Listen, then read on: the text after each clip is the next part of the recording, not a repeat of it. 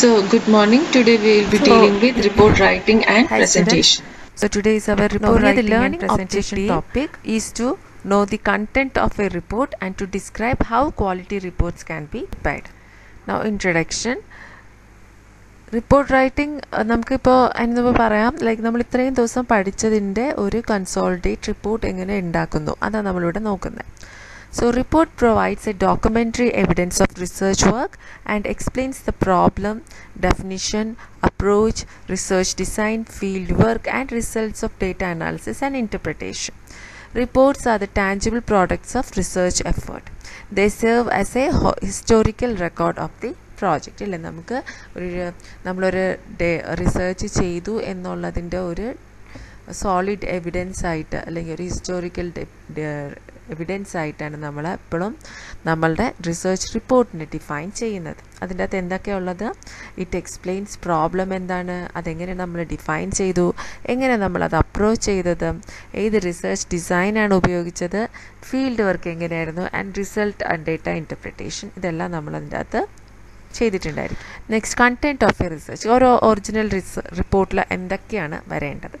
First is prefatory pages. Okay, അതിൻ്റെ അകത്ത് will have അവർ title page, letter of transmittal, letter of authorization, table of contents, list of tables, list of graphs, list of exhibits, list of appendices etcetera. Executive summaries, page of findings, conclusion and recommendation. അതിലേക്ക് നമ്മളുടെ ഒരു summary എഴുതുക എന്ന് പറഞ്ഞാൽ നമ്മൾ അതിൻ്റെ അകത്ത് എന്താ കണ്ടുപിടിച്ചത്, അതിൻ്റെ കൺക്ലൂഷൻ എന്താണ്, അതിൻ്റെ റെക്കമെൻഡേഷൻ എന്തായിരിക്കും നമ്മളുടെ ഒരു എക്സിക്യൂട്ടീവ് ഫൈൻഡിങ്ങിൻ്റെ അകത്ത് നമ്മൾ എക്സിക്യൂട്ടീവ് സമ്മറിക്കകത്ത് നമ്മൾ ചെയ്യുന്നത്. ഇനി body of the report. Body of the report എന്ന് പറയുന്നത് what all are the content in the current body.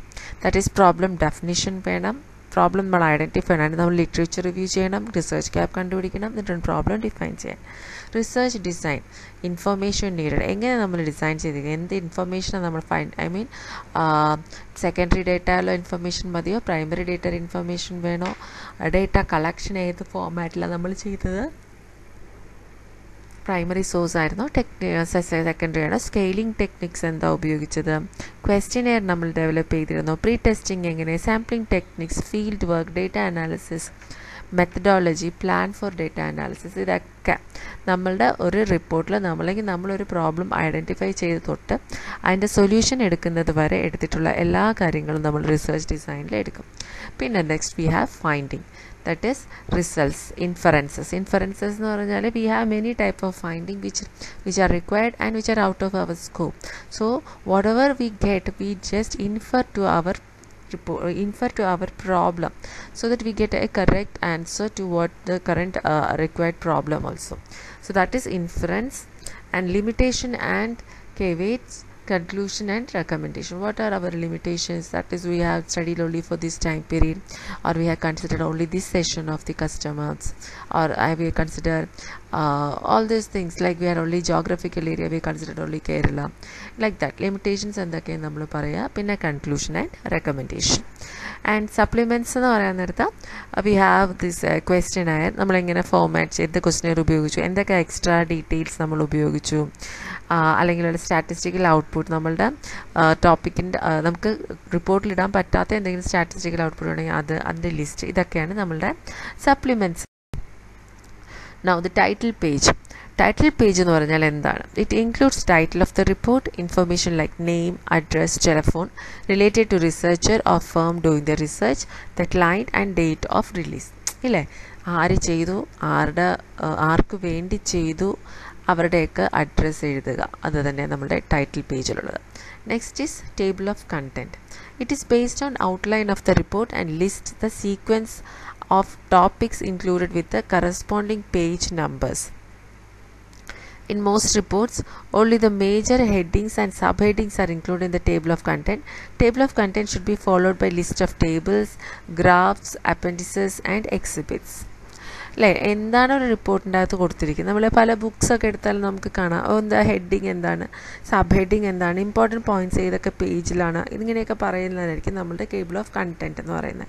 അതിൻ്റെ അകത്ത് ടേബിൾ ഉണ്ടായിരിക്കണം, ഗ്രാഫ്സ് ഉണ്ടായിരിക്കണം, എത്രാമത്തെ പേജിൽ അപ്പൻഡിസസ് ഉള്ളത്, എന്തൊക്കെ വേറെ എക്സിബിറ്റ്സ് കൊടുത്തിട്ടുണ്ട്, ഇതിനെക്കുറിച്ച് എല്ലാ ഡീറ്റെയിലും നമ്മളവിടെ കൊടുക്കണം. Next is executive summary. This is the most important section in a research report and often read by everyone in the organization. Okay, it is difficult for managers to get time to read entire report. Therefore, researcher must present information in such a way as to allow manager to quickly understand basic findings of report in order to make decision. അത് basic ആയിട്ട് പെട്ടെന്ന് നമുക്കൊരു idea കിട്ടാനാണ് we do our executive summary. And mostly it is devoted to present in brief conclusion and recommendation and research approach and major result. കണ്ട അപ്പോൾ എന്തൊക്കെയുണ്ട് അതിൻ്റെ അകത്ത്? കൺക്ലൂഷൻ ഉണ്ട്, റെക്കമെൻഡേഷൻ ഉണ്ട്, റിസർച്ച് അപ്രോച്ച് എന്താണ്, അതിൻ്റെ മേജർ റിസൾട്ട്സ് എന്തൊക്കെ, ഇതൊക്കെ നമ്മൾ എക്സിക്യൂട്ടീവ് സമ്മറിയിൽ കാണിക്കും. Next is problem definition. This session contains a statement of management decision problem and marketing research problem. Management's issue എന്താണ്, അതിൽ നിന്ന് നമ്മളെടുത്ത റിസർച്ച് ഇഷ്യൂ എന്താണ്. It also states the background of the problem, highlight the discuss with decision makers and industry experts. എങ്ങനെയാണ് നമ്മൾ ഈ പ്രോബ്ലത്തിലോട്ട് എത്തിപ്പെട്ടത് അതൊക്കെ നമ്മൾ അതിൻ്റെ അകത്ത് ഡിഫൈൻ ചെയ്യും.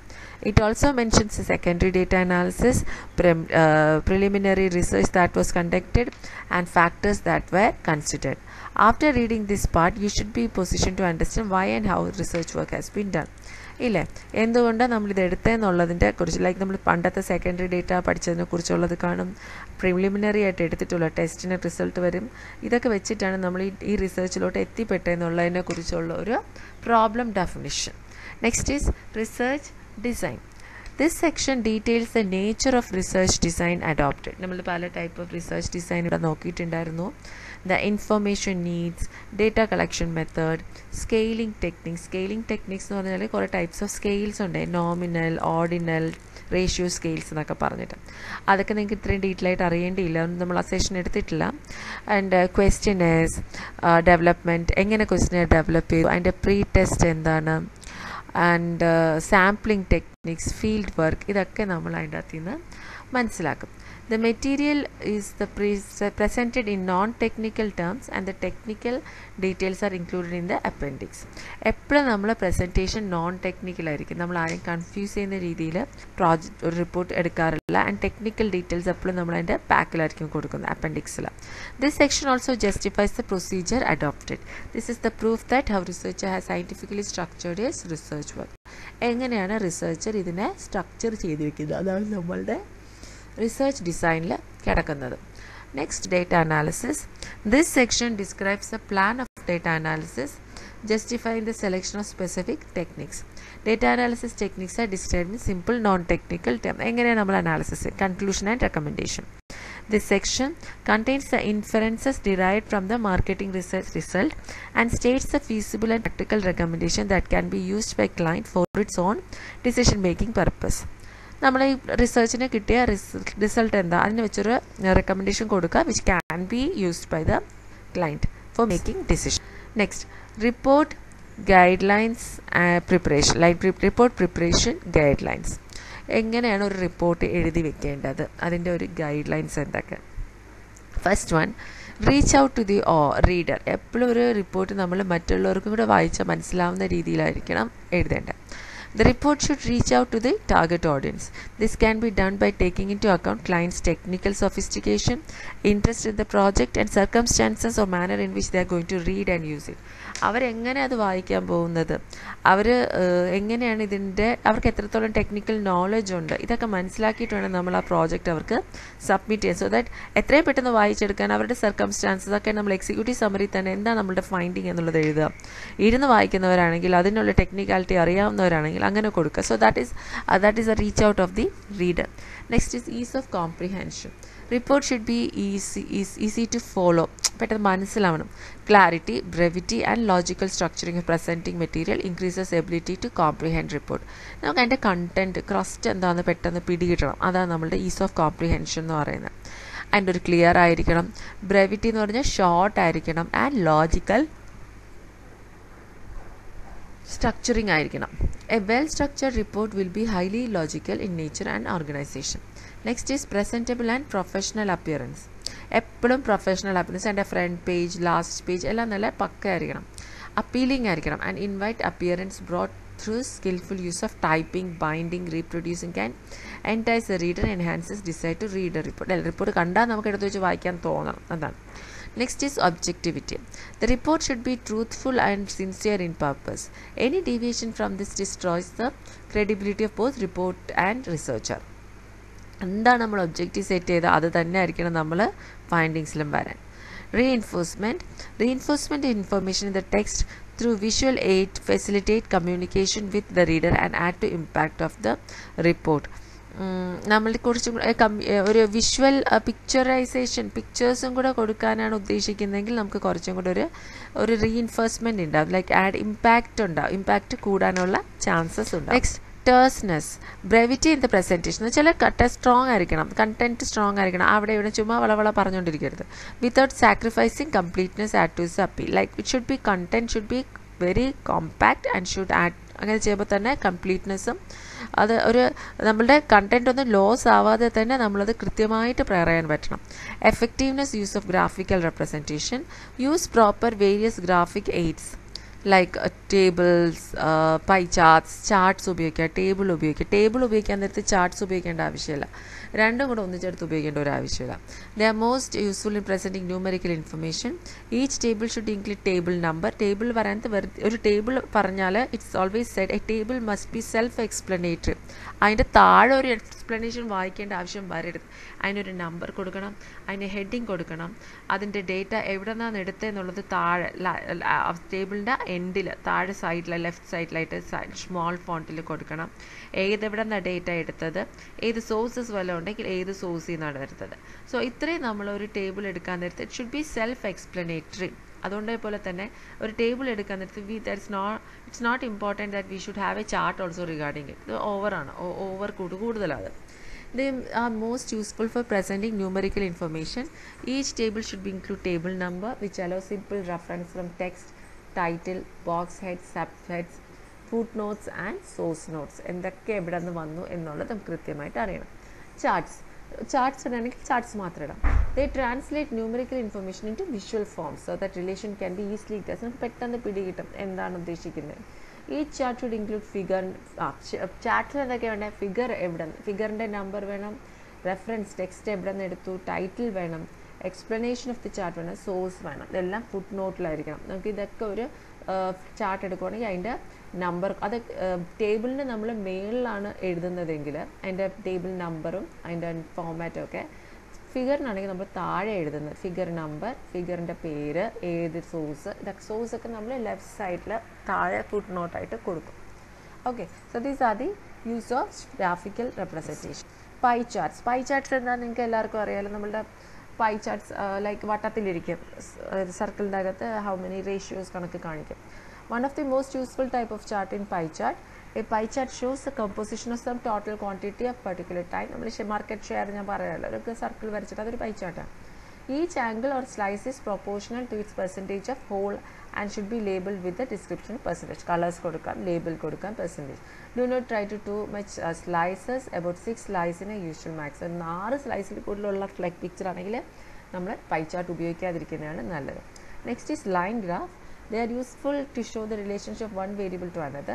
Dependent variable is generally shown on vertical axis and independent is a horizontal axis. നമ്മുടെ അപ്പോൾ വെർട്ടിക്കൽ ആക്സിസ് ഏതാ y ആക്സിസ് ആൻഡ് ഹൊറിസോണ്ടൽ എന്ന് പറഞ്ഞാൽ നമ്മളുടെ x ആക്സിസ്. അപ്പോൾ y ആക്സിസിലായിരിക്കും നമ്മളുടെ എപ്പോഴും ഡിപ്പെൻഡൻറ്റ് ആംഗിളും ഇൻഡിപെൻഡൻറ്റ് അല്ല വെർട്ടിക്കൽ ആക്സിസിൽ നമ്മൾ ഡിപ്പെൻഡൻറ്റിനെയും കാണിക്കും, ഇൻഡിപെൻഡൻറ്റ് നമ്മൾ x ആക്സിസിലും കാണിക്കും. അപ്പോൾ എന്താ സംഭവിക്കുന്നത്, we will be having a slanting lines, sloping upwards, downwards, curve and whatever it is. So അങ്ങനെ ഒരു ലൈൻ ഗ്രാഫ് നമുക്ക് കിട്ടാൻ തന്നെ ഇതിൻ്റെ ഒരു ഇൻഡിപെൻഡൻറ്റ് വേരിയബിളിൻ്റെ വേരിയേഷൻ അനുസരിച്ച് ഡിപ്പെൻഡൻറ്റ് വേരിയബിൾ എങ്ങോട്ടൊക്കെ വേരി ചെയ്യുന്നു എന്നുള്ളതിനെക്കുറിച്ച് ഒരു ഐഡിയ നമുക്ക് അതിൽ നിന്ന് കിട്ടുന്ന ഒരു line graphs. Next is bar charts.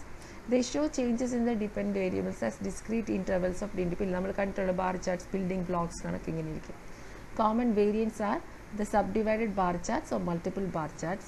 പല ടൈപ്പ് ഓഫ് ബാർ ചാർട്ട്സ് ഉണ്ട്, subdivided or multiple. In each cases each variable need to clear read. എൻ്റെ അടുത്താണെങ്കിൽ നമ്മൾ വേരിയബിൾസ് ഏതൊക്കെ എടുക്കുന്നുള്ളത് ഭയങ്കര ക്ലിയർ ആയിട്ട് ഡിഫൈൻ ചെയ്യുന്നുണ്ട്. Next is presentation and follow ups. Resisting the client. ഇനി നമ്മൾ ഇത്രയും ആയിക്കഴിഞ്ഞു, നമ്മളൊരു റിപ്പോർട്ടിൻ്റെ ബേസ് ബോഡി ആയിക്കഴിഞ്ഞിട്ട് എങ്ങനെ പ്രസൻറ്റ് ചെയ്യുന്നു. Assisting the client and evaluating the research project activities are expected from researcher during the follow-up stage of the research work. First one, how to assess the client. Assist ചെയ്യാൻ നേരത്തേന്ന് പറഞ്ഞാൽ എന്താണ്, നമുക്ക് അവർക്ക് difficulty ഇല്ലാതെ അതിനെ പ്രീപ്രൊഡ്യൂസ് ചെയ്ത് കൊടുക്കാൻ പറ്റുക. Clarifying the difficulties in understanding the report, assisting in implementation of finding, identifying any other research projects that need to be undertaken. നമ്മൾ ആദ്യം അവരെ മനസ്സിലാക്കിപ്പിച്ച് കൊടുക്കുക എന്തെങ്കിലും ക്ലാരിറ്റി വേണമെന്നുള്ള, എന്തെങ്കിലും ഡിഫിക്കൽട്ടീസ് ഉണ്ടെങ്കിൽ അവർ മനസ്സിലാക്കിപ്പിക്കുക. പിന്നെ അത് ഇംപ്ലിമെൻറ്റ് ചെയ്യാൻ ഹെൽപ്പ് ചെയ്യുക. പ്ലാൻ മാത്രം ചെയ്താൽ പോരാ, വി ഷുഡ് ഇംപ്ലിമെൻറ്റ് ഇറ്റ് ചെയ്യാം. പിന്നെ ആൻഡ് ഓൾസോ എന്തെങ്കിലും ഇനി എക്സ്ട്രാ റിസർച്ചും കൂടെ ചെയ്താൽ ഇത് കംപ്ലീറ്റ് ആവണമെങ്കിൽ അങ്ങനെ എന്തെങ്കിലും ഉണ്ടെങ്കിൽ കണ്ടുപിടിക്കുക. അതാണ് assisting the client. Next is evaluating the research project. Identify the difficulties faced in doing the market research project in question.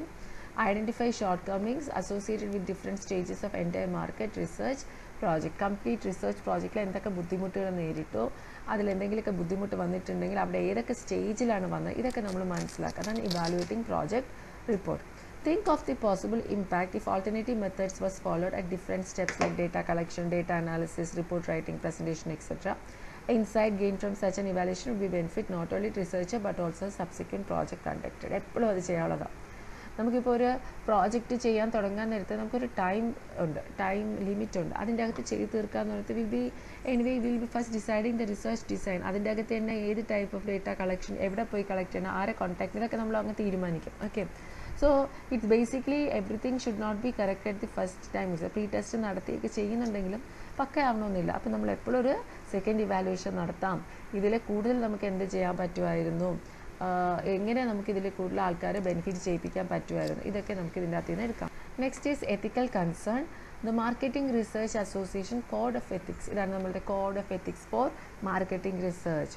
To exercise all reasonable care and to observe the best standards of objectivity and accuracy in development, collection, processing and reporting of marketing and survey research information. ഏറ്റവും best options മാത്രം എപ്പോഴും സ്വീകരിക്കുക. Other എത്തിക്കൽ എന്തുവായിരുന്നു? To make available to clients such details on the research method and techniques of an assignment as may be reasonably required for proper interpretation of data, providing this reporting does not violate confidence of respondents or client. നമ്മളെപ്പോഴും ക്ലയൻറ്റിന് മനസ്സിലാവുന്ന രീതിയിൽ അത് implement ചെയ്യാൻ പറ്റുന്ന രീതിയിലുള്ള data അല്ലെങ്കിൽ report submit ചെയ്യുക.